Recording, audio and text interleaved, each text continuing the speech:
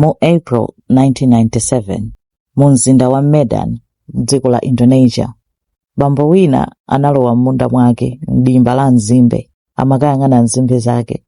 Atalowa m'menemo anadabwa, anaona malo ena oneka modabwitsa, pamaoneka potukuka ngati pali chulu, ndi anayandikira kuti akaone. Anatenga mtengo nkuchotsa dothi lomwe linali pamwambapo. Atayang'ana pansipo anamva fungo. Bamboyo anathamanga kukayitana anthu anakayitananso apolisi, anasonkhana kufukula. Anapeza mzimayi oti anagwiriridwa, anaphedwa, ananyongedwa pakhosipo ndi chingwe.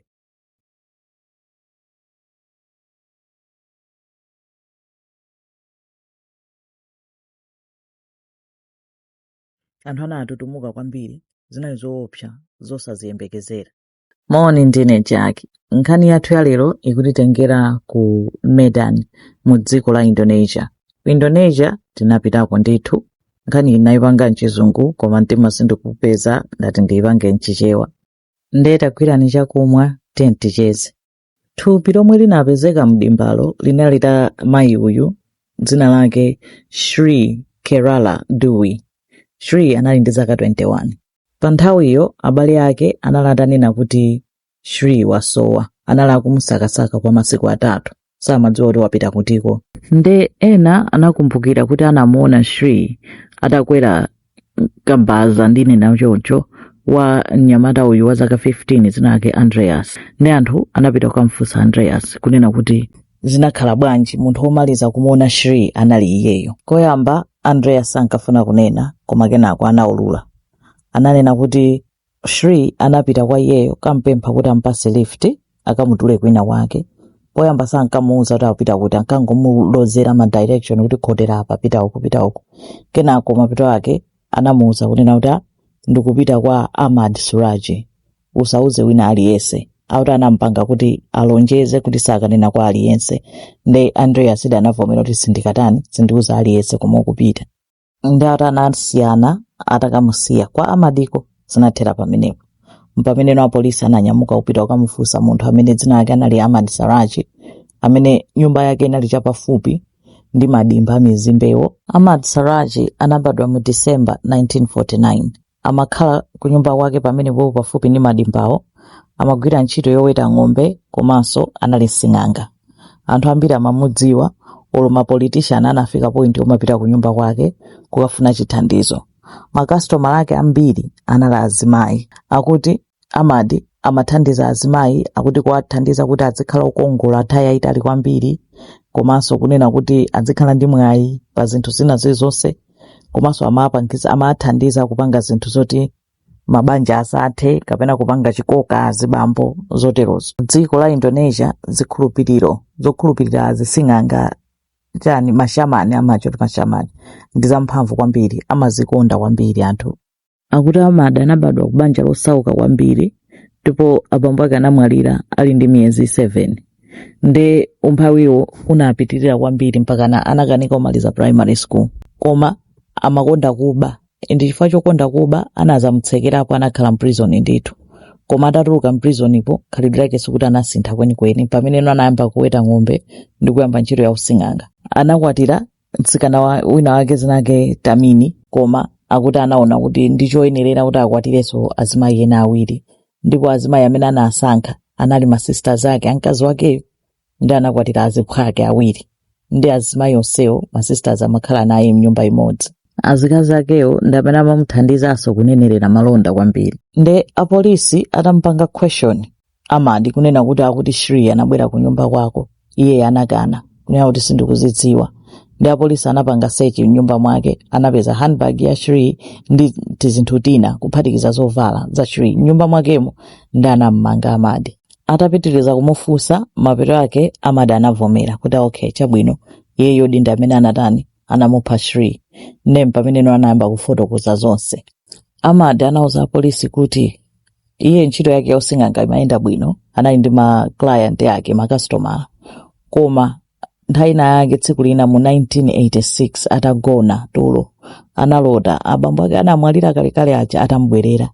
ndati atambwerera anamuwuza kuti amuwuza chinsinsi chomwe chitamthandize kuti akhale sing'anga wamphamvu kwambiri, munthu wopanga zinthu zoopsa za supernatural.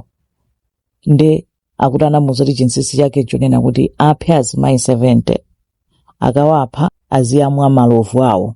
Nde amati sanawatenge maloto aja ngati maloto chabe, iye amakhulupirira kuti abambo ake anabweradi kumuwuza chinsinsi chomwe chitamthandize. Nde mapeto ake anaona kuti apangedi zomwe abambo ake atamuwuzezo, akuti chomwe chinkaperewera nchonena kuti sanamuwuze kuti akuyenera kupanga bwanji kuti zizitheka. Nde anangopanga tikozoti improvise njira yake payekha yopangira zimenezozo. Komanso amadalira kuti anthu akamapita kwa asing'anga satsanzika anzawo, saulula komwe akupita, amapita mwachinsinsi. Kutanthauza kuti matageti ake anthu akamapita azikhala kunena kuti achoka anama kumene akupita, ndi anthu sadzidziwa kunena kuti anali ndi iyeyo. Ndi akuti Shri atapita atanamuwuza mwambo wake kunena kuti iyayi tikuyenera kulowa mdimbamo ukakumbe pansi, ukakumba ulowe mdzenjemo. Ndi akuti Shri ankachita mantha kwambiri. Chifukwa choti amachita mantha, akuti Amadi anamuwuza mkazi wake woyambayo Tamini kuti tamuzizititse uyu mtima. Ndi akuti Tamini anabwera kumtenga kumugwira padzanja Shriyo kuti tiye tipitira limodzi usadandaule. Atanayenda naye onse limodzi kulowa mpaka na mdimbamo, nkumuwuza kuti kumba apa kunthandizanso kukumbako. Atanakumba dzenje kumuwuza kuti alowemo, atamaopa koyamba mpaka na Tamini anathandiza kulowa nawo mdzenjemo kuli kumulimbitsa mtima. Shri atalowamo, Tamini anatuluka kumapita kumusiya ndi Amadi nkumamuwuza kuti yayi mwambo wake ndi umene uwu, mmene walowa mdzenjemo ndikukwirire khosimu. Nde kuti dothiro litenga tsoka lako lonse zonse ziyenda.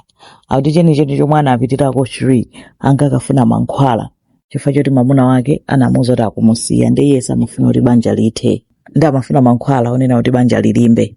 Amadi anatenga chikodi kumupiringiza pa khosi Shri nkumukhwizinga kumupha. Kenako malinga ndi ma instructions analandira mmalotomo, anamumwa malovu, anamutembenuza nkhope kumuyang'anisa komwe nyumba yake ya Amadiyo inali. Akuti umene uso unali mwambo wina kunena kuti mizimu yawo ya anthu okufawo iziyang'ana komwe kuli iyeyo, zikatero ndi kuti iye akhala ndi mphamvu kwambiri. Ndi apolisi atamfunsisisa kuti okay, maloto omwe unena kuti anakuwuzani kuti muphe anthu 70, ndi mwapha anthu angati? Pamene amazaulula kuti ayi anthu onse amene ndapha pamodzi azimayi ndi 42. Anamfunsa onsewo ali kuti, pamene amaulula kuti onsewo ali mdimba la mzimbero. Ndi apolisi ndi gulu la anthu anapita kuyamba kufukula mmenemo, ndizoona ndithu anapeza azimayi ambirimbiri matupi 42 oti wakhala akupha anthu muzaka 11. Anthu mpaka 42 amafuna kuti afike namba yomwe analota ija ya 70. Anthu ambirimbiri onena kuti achibale awo anasowa, azikazi awo, azichemwali awo, ana awo akhala kwa sakasaka kwa dzakadzaka, samadziwa unena kuti anakathera mdimba la Amadi.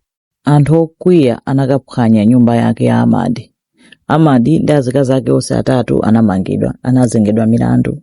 Amadi anapezeka olakwa ndipo analandira chigamulo chonena kuti akaomberedwe ndi firing squad. Mkazi wake Tamini uja analandira life in prison sentence yake, chifukwa choti anathandiza nawo kumutenga Shri kukamuyika mdzenje muja, kuti amadziwa kuti aphedwa ndithu. Pamene azimayi awiriwo panalibe umboni wa zomwe iwo anachita, ndi anawatulutsa. Ngakhale anampanga sentence to death, Amadi analibe nazo ntchito, amangopanga zinthu ngati kuti zopanda ntchito, chifukwa choti ati kwa iyeyo amatsatira zomwe anawuzidwa kuti apange. Nde mu 1998 Amadi anaomberedwa ndi firing squad ndipo anamupha. Ndi zoopsa zomwe anthu amatsatira ndi kukhulupirira popanda umboni uliwonse, kufika polowa mdimba usiku, kukumba dzenje, nkulowa mudzenjemo wekha kutali kunena kuti wina aliyense sakudziwa kumene ali. Nde zinazi umangosamalitsa, koma imeneyo ndi nkhani ya serial killer waku Indonesia, oopsa kwambiri kupha anthu onsewo. Zikomo kwambiri.